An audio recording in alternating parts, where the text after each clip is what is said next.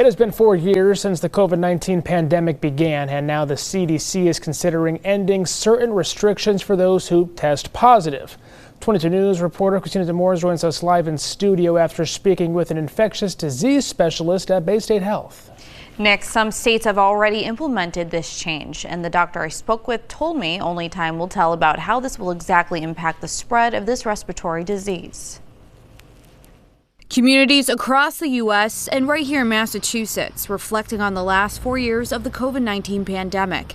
In the city of Westfield, an annual vigil held, the light representing the lives taken too soon by the virus, as well as the hope for a better future. This as CDC data show from this month that emergency room visits from COVID are down, as well as hospitalizations and deaths. 4 years later, and now the CDC is reportedly considering new guidelines that could change the 5-day period for isolation for those who test positive. Under the proposed new guidance, Americans who test positive will no longer need to stay home for 5 days.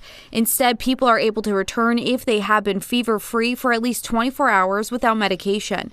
The same standard applied to the flu and RSV, which has been adopted by states including California and Oregon.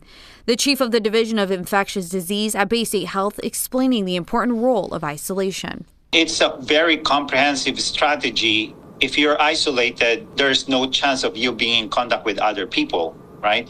But if you allow that to happen, but with masking, it can reduce the risk, but not totally eliminate it, because the safest way is to isolate yourself in order not to spread it. Dr. Paez adds that compared to the flu, COVID-19 is more infectious. He says that while it is unclear the impact this proposed change could have on the spread of this respiratory illness, he is hopeful that more data will come in before the CDC makes any decision to ease restrictions. According to the state's Department of Public Health, about 1 out of 5 Massachusetts residents have been vaccinated against COVID-19 this season. Working for you tonight, Christina Demores, 22 News.